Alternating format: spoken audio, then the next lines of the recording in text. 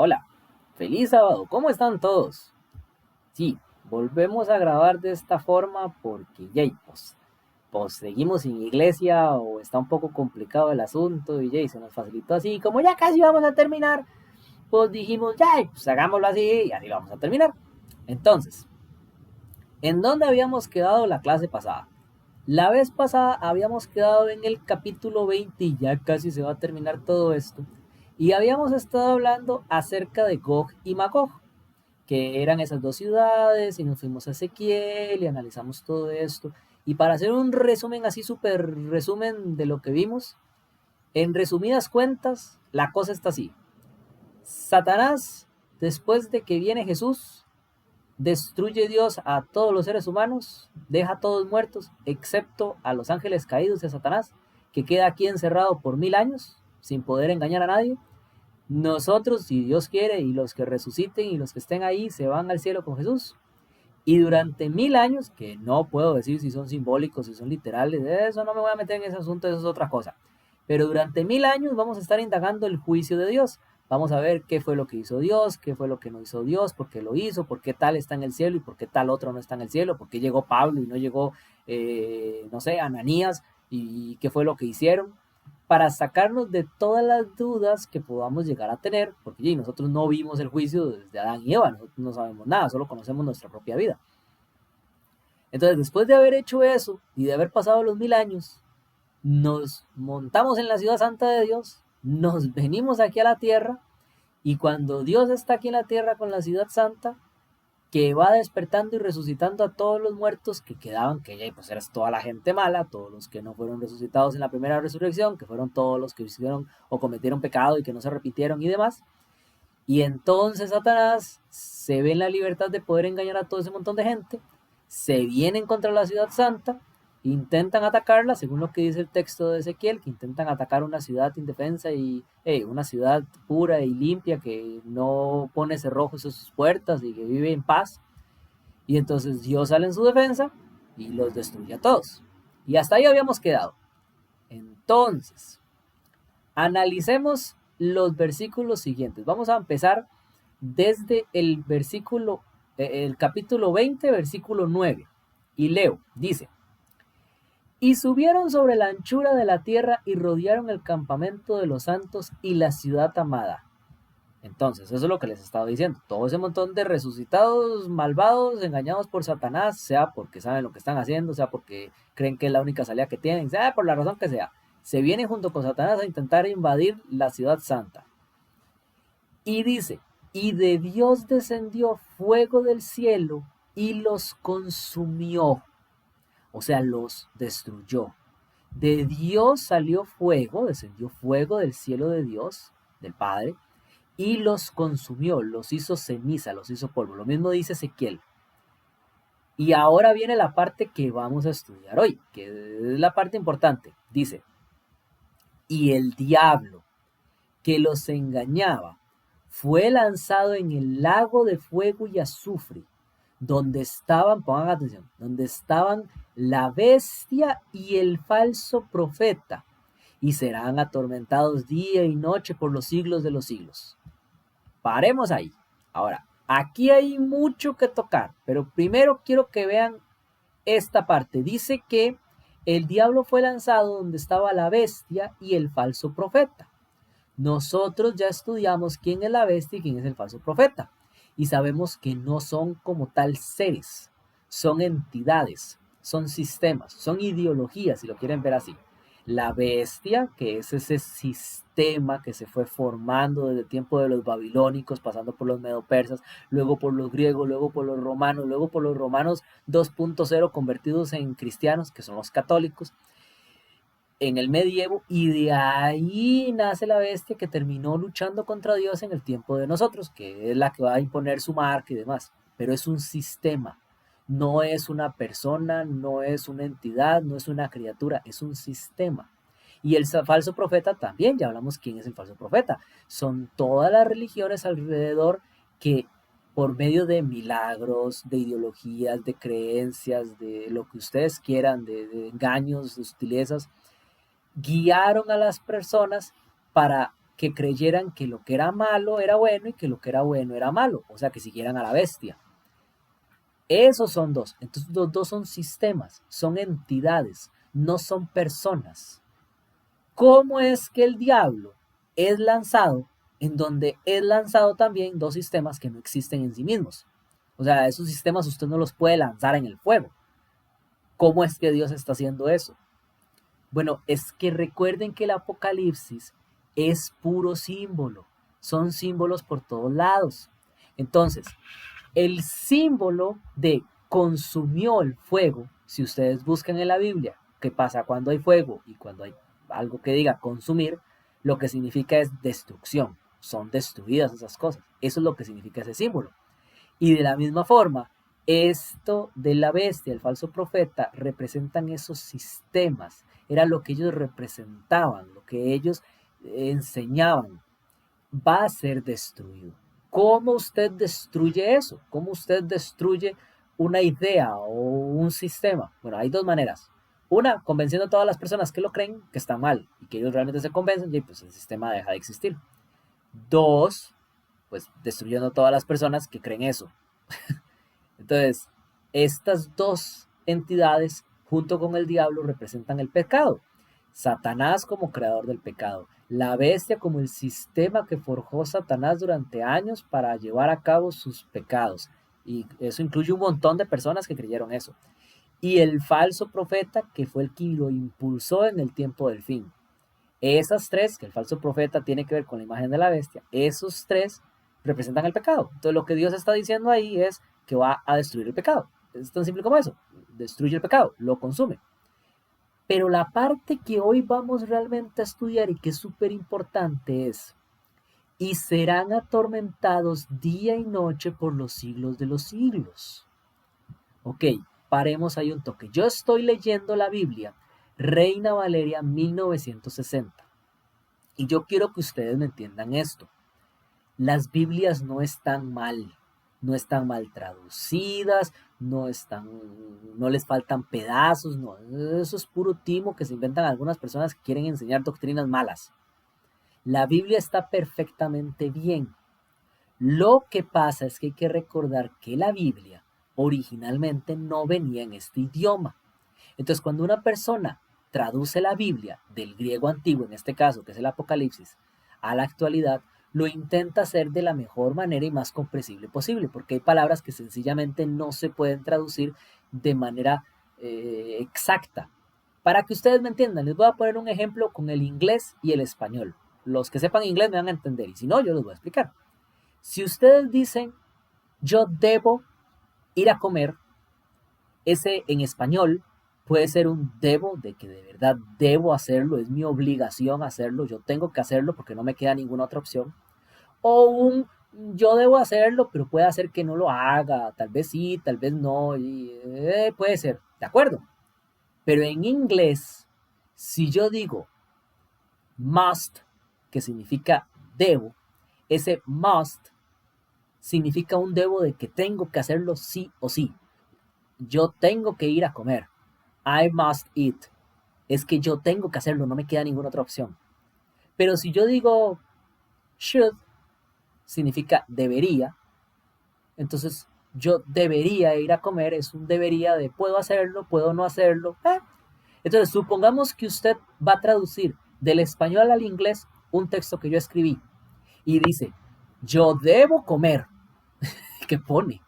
Must, o pone should, o pone algún otro que es más fuerte aún o más ligero. ¿Qué pone? ¿Qué pone? Bueno, pues el contexto y lo que usted entiende y su ideología, todo tiene que ver. Y usted escribe, tal vez must, porque usted siente que ahí la persona de verdad tiene que hacerlo porque se está muriendo de hambre. El contexto dice, ok, sí tiene que hacerlo. Bueno, pues en este caso, los que tradujeron la Biblia tenían una ideología que a veces traducían una palabra de una forma porque como creían algo, entonces daban por sentado que era así y por tanto la traducción más lógica sería esta.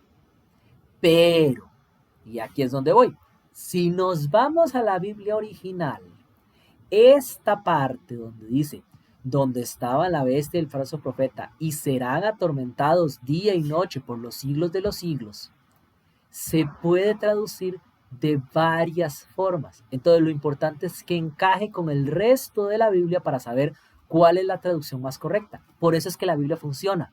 ¿Por qué? Porque sí, ciertamente, aquí tal vez lo tradujeron de una forma que ya vamos a ver no está muy bien. Pero como hay muchos otros versículos que nos dicen la verdad, entonces con ellos podemos entender que lo que quería decir en este texto es otra cosa. ¿Ya? Entonces la Biblia se autocorrige, se autocura. Por eso es que la Biblia no está mal. No hay ninguna Biblia que esté realmente mal, porque ella misma se cura, se sana. Es como un sistema de defensa que dejó Dios, o como anticuerpos que dejó Dios. Como hay tantos versículos escritos por tantas personas y que tienen que estar en comunión, entonces si hay alguno que se sale, pues entonces eso está mal. Y lo que hay que dejar es a los demás correctos. Por tanto, lo que quiere decir es otra cosa. Y se los voy a mostrar. Vean, si nos vamos al parafraseado de esto, y no les voy a hablar en griego, porque es tontera hablarles en griego. Este texto, por palabra, se puede traducir: está la bestia y el falso profeta y serán atormentados, hasta ahí vamos igual, día y noche. Ajá. Pero entonces, las siguientes tres palabras son, y perdón si lo pronuncio mal, eik, o y tuof, o tuos. Y esas tres prácticamente son lo mismo y significan en, a, el, las, fin, para, con. Significa un montón de cosas. En este sentido yo puedo decir jamás. Entonces para siempre jamás. Pero también puedo decir hasta el fin. O sea, el final. Entonces yo puedo traducir esto como serán atormentados día y noche al final o hasta el final. Y eso hace una gran diferencia, ¿verdad? Porque si ustedes leen por los siglos de los siglos, significa que van a estar ahí toda la eternidad y que el infierno existe en algún lado y que el pecado sigue existiendo por toda la eternidad. Y ellos sufren y sufren y sufren y sufren sin parar y Dios se satisface viéndolo sufrir y sufrir y sufrir. Y los santos de Dios, como decía Calvino, se regocijan en el cielo viéndolo sufrir y sufrir y sufrir. ¿A quién? Al diablo, a los demonios y a los ángeles y que cayeron y a todas las personas pecaminosas. Nada más contrario a la Biblia. La Biblia dice que el pecado será erradicado. Si hay un lugar en donde todavía existe pecado, no tiene sentido esto. En cambio, si yo digo, serán atormentados día y noche, o sea, por mucho tiempo, hasta el fin, o para el fin, o en el fin, significa que tiene eso, tiene un final, tiene un punto en el que terminan y ya, son consumidos, como dice el texto anterior. Y entonces, para poder estudiar eso correctamente, tenemos que ir a dos versículos para yo demostrarles que esto del fuego que sale del cielo y que existe un infierno, que no existe un infierno, es más una teoría que deriva de las antiguas religiones paganas, donde creían que había un inframundo y que las almas de las personas iban a dar ahí, que sufrían y sufrían, y que habían los campos elíseos, que eran como el cielo, y que había el inframundo y el tártaros, donde sufrían, y el Hades, que significa la muerte. La Biblia usa esos términos porque se habla del Hades, pero para referirse a la muerte. Y les voy a explicar, vean, por ponerles un ejemplo. ¿Qué pasa cuando una persona se muere? Cuando una persona se muere, queda en el olvido, deja de existir, vuelve al estado original en el que era Adán antes de ser creado. O sea, era un poco de polvo, no existía, no estaba. Dice, al polvo eres, al polvo volverás. Por tanto, Adán antes no existía, luego existió. Por tanto, va a dejar de existir. No hay algo que queda ahí flotando, no hay un alma, ¿no? El alma, de hecho, es ese polvo hecho un cuerpo que recibe espíritu de vida, nefesh, aliento de vida, energía, si lo quieren ver así, para activarse, y se vuelve un alma viviente. Eso era, Adán era un alma viviente, no es que tiene un alma dentro que se va ahí volando y flotando, eso lo enseñan las religiones paganas, la Biblia no lo enseña, y se los puedo demostrar. Si nos vamos a Eclesiastés, escrito por Salomón, en el capítulo 9 y en el versículo 5, dice, porque los que viven saben que han de morir, pero los muertos nada saben, ni tienen más paga, porque su memoria es puesta en olvido. También su amor y su odio y su envidia fenecieron ya, y nunca más tendrán parte en todo lo que se hace debajo del sol. Sí, si yo no tengo memoria, no tengo conciencia, no siento nada, ni siquiera amor, ni odio, no soy nada. Entonces, ¿qué soy? Pues eso, nada. No existo. Dejo de existir. Pero entonces llegan las personas y dicen, no, pero es que si hay un fuego eterno. De hecho, es más, los apóstoles hablaron acerca del fuego eterno y Jesús habló acerca del fuego eterno. Déjenme y se los explico.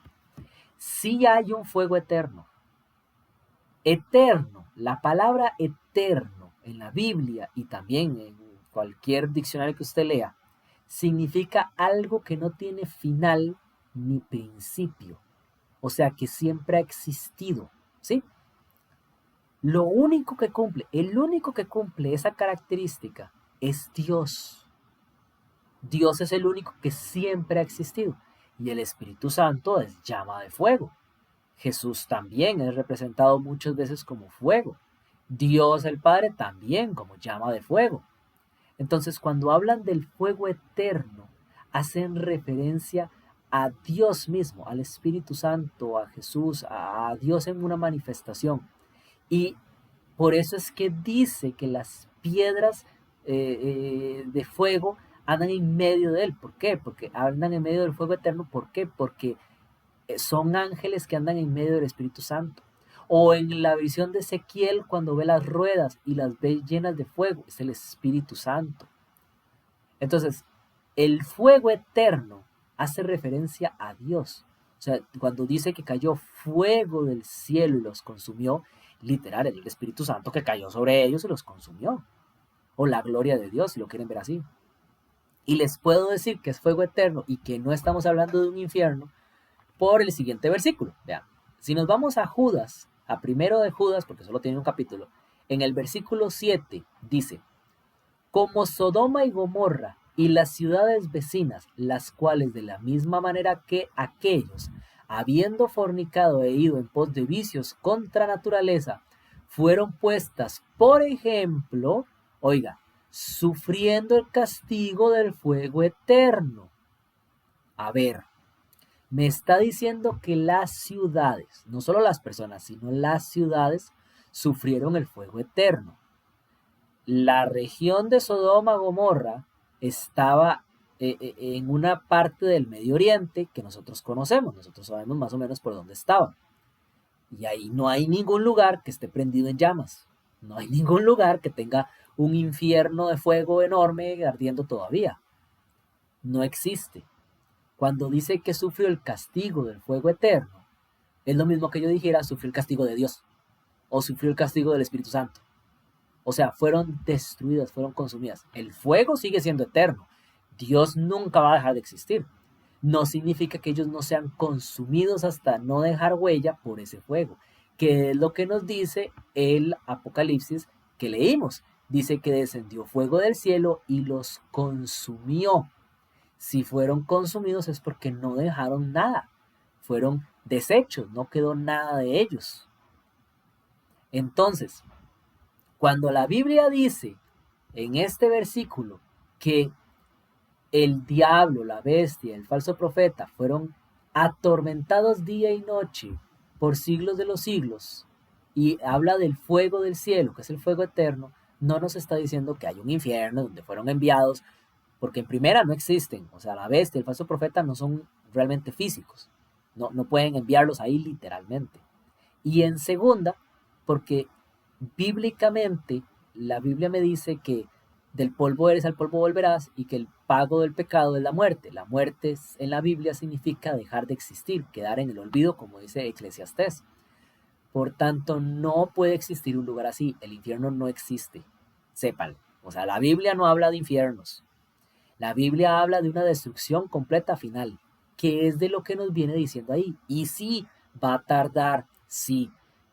Si usted pecó mucho, va a arder mucho. Si usted pecó poco, va a arder poco. Yo sé que suena raro, pero sí, Dios es justo y es el castigo final. Entonces, sí, pues sí, toca. El último en arder, créanme que va a ser Satanás. Ese es el que más va a durar ardiendo. Pero no va a ser eterno.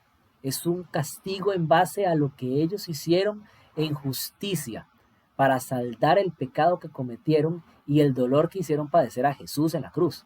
pero no es eterno. Tarde o temprano van a ser consumidos y van a desaparecer. Entonces, en los siguientes 10 minutos que nos quedan, vamos a hablar del versículo 11 de este mismo capítulo.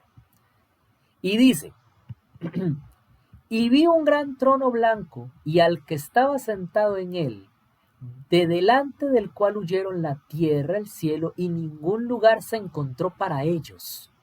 O sea, no es literal, no es que en serio se escondió la tierra y el cielo y no quedó vacío porque no tendría sentido. Y todo está huyendo de él quedaría solo y todo se habría escondido. No, no. Es el símbolo que quiere cumplir, es el temor de Dios. Siempre que en la Biblia se habla de huyó de él o se escondió de él, es porque tuvieron temor a causa de su pecado, como Adán y Eva cuando se escondieron de él. Entonces eso es lo que está diciendo, que él en ese momento estaba en modo juez, en modo dictar sentencia. No estaba en modo de amor, de comprensión, de acérquense a mí, soy la salsa ardiente, pero no quemo. No, no. Estaba en modo de fuego eterno consumidor. Y en el versículo 12 dice, y vi a los muertos, grandes y pequeños, de pie ante Dios, y los libros fueron abiertos. ¿Cuáles libros? Pues hay libros en el cielo que redactan toda la vida. O sea, no tienen que ser libros literales, eso es un símbolo. Está la información de todo lo que cada uno de nosotros hizo, pensó o quiso, registrados en el cielo. Y otro libro fue abierto, el cual es el libro de la vida. Y eso es importante. En el libro de la vida están todos los que están vivos. Suena muy tonto, pero tiene sentido. ¿Qué significa eso? No significa que si usted se muere, lo borran del libro. La Biblia dice en el caso de Moisés, cuando el pueblo de Israel comete pecado, Moisés, para salir en defensa de ellos, dice que él los perdone, que él es un Dios misericordioso y grande y poderoso, y si no, que lo rayera, o sea, que lo borrara de su libro. Es de este libro del que está hablando. Y Dios le dice, yo borraré de mi libro a quien yo quiera, o sea, a quien él decida que merece ser borrado. En el libro de la vida están todos los que en algún momento vivieron. Toda persona que haya vivido está en ese libro. Así de simple. Entonces, sí, Satanás estuvo en ese libro. O está. Yo estoy en ese libro. Ustedes estuvieron en algún momento en ese libro. Todos los que vivieron en algún momento estuvieron en ese libro. El problema es si te borran de ese libro. ¿Por qué? Porque es el registro de los que están vivos. Si usted lo borran de ese libro, usted está muerto. ¿Y qué es estar muerto según la Biblia? Dejar de existir. O sea, ese es el libro de los existentes, si lo quieren ver así. Entonces Dios, cuando abre el libro de la vida, es simplemente para comprobar, ¿este está vivo o no está vivo? Aunque esté enfrente de él. No. ¿Por qué? Porque no aceptó a Jesús. Entonces él deja de existir. ¿Por qué? Porque lo que dice el libro es que él no existe. Entonces él deja de existir. Así es como funciona esto. Y dice que, y fueron juzgados los muertos por las cosas que estaban escritos en los libros según sus obras. Ve, lo que están escritos en los libros es el registro de nuestras obras, de lo que hicimos o dejamos de hacer, de nuestros pecados y nuestros bienes. Y el mar entregó los muertos que habían en él, y la muerte y el Hades entregaron los muertos que habían en ellos. Muerte y Hades. Hades significa sepulcro. Eso es, o sea, los que estaban muertos resucitaron. Y entonces ustedes me dirán, ¿qué está pasando aquí? O sea, no es que los muertos fueron resucitados y que cayó fuego consumidor y que Dios los volvió a resucitar. No, no. Lo que pasa aquí es que en la Biblia se suele escribir de una forma muy característica, como ya lo habíamos visto, por ejemplo, en El Rey del Norte. Primero se hace una explicación acerca de algo y luego se resume con partes que tal vez se quedaron de lado porque no era importante o no era necesario o era mejor dejarlas en ese momento. Entonces es como volver a decir lo mismo. Es como lo que les había explicado ya una vez. Yo me levanto en la mañana y me como no sé, me como un pedacito de pan y me voy a la iglesia y regreso a la casa y me voy a dormir. Y entonces yo prediqué en la iglesia y las personas decidieron bautizarse y hubieron muchas personas y comieron y luego nos fuimos todos a la casa. Y pues no tiene sentido porque yo ya me había ido a la casa. No, yo estoy diciendo algo que pasó en esa pequeña explicación que yo di antes, pero ahora estoy aclarando partes. Y así escribían los judíos en esa época y por eso es que el Apocalipsis está escrito así. Entonces aquí nos está diciendo cómo sucedieron las cosas. Ellos fueron resucitados, intentaron atacar al pueblo de Dios, la ciudad santa, pero entonces cayó fuego del cielo. Entre atacar la ciudad santa y caer fuego del cielo, pasó algo, y fue este juicio. Ellos les abrieron los libros acerca de sus obras, de lo que habían hecho, de lo que no habían hecho, de todos sus pecados, para que reconocieran que Dios había sido justo. ¿Cuánto tarda esto? Pues no sé, pero todos van a pasar por esto. Todas las personas que resucitaron, buenos o malas. Los buenos durante 1000 años vamos a estudiar eso, los malos aquí en este periodo. Y entonces dice, entregaron los muertos que habían en ellos y fueron juzgados cada uno según sus obras. Y la muerte y el Hades fueron lanzados al lago de fuego. Esta es la muerte segunda. Y el que no se halló inscrito en el libro de la vida, o sea, los que no estaban vivos, por tanto, fue lanzado al fuego, al lago de fuego. Entonces ahí es donde viene la explicación que di antes. No es literalmente un lago de fuego eterno que arde por los siglos de los siglos y que las personas sufren ahí. Es la destrucción, es la segunda muerte. Le llaman segunda muerte, ¿por qué? Porque ya habían muerto una vez, dejaron de existir una vez, pero Dios los rehizo y ahora les muestra sus obras, los juzga, les muestra todos sus errores después de que intentan atacar la ciudad santa. Cae el fuego del cielo de Dios que describe ahí, los consume. ¿Que cuánto tarda? Pues día y noches, dice ahí, y no sé cuánto tarda, pero los consume hasta el fin, hasta que llega a cumplirse lo necesario. Y entonces todas esas personas junto con Satanás dejan de existir. Y eso es la muerte segunda. Pero ahí Dios ya no los va a volver a reconstruir. Entonces dejan de existir para siempre. De eso es de lo que trata. Eso es lo que está diciendo ahí. De eso es lo que trata el final del capítulo 20.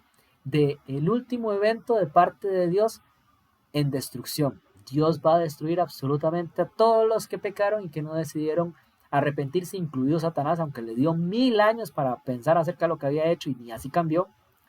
Los destruye a todos, borrón y cuenta nueva. Y Dios empieza otra vez su obra con las personas que redimió y los ángeles que quedaron y de volver a crear y otra vez la utopía y el cielo, como lo quieran ver, que lo vamos a estudiar en el capítulo 21, que ya es el final. Pero de esto es lo que trata. Este es el final. Después de tanto que anduvimos y de tanto que estudiamos y de tanto que vimos el Rey del Norte y esto y aquello y todo lo que vimos y todo el pecado de Satanás y todo lo que anduvimos, al final en esto es lo que termina. En el lago de fuego y azufre. En ese fuego eterno que describe Sodoma y Gomorra. Pero no es eterno. O sea, el fuego es eterno porque es Dios. Pero no es que dura para siempre. Eso es lo que deseara Satanás. Seguir vivo. Pero no va a pasar. Entonces, hermanitos, los dejo. Besitos y abrazos. Dios me lo bendiga un montón. Tengan un muy bonito sábado. Lo que resta de un sábado, si no lo están viendo en sábado, tengan un bonito día y tengan un futuro sábado bonito también. Y que Dios me los acompañe un millón. Y espero que haya servido de algo y besitos. Chao.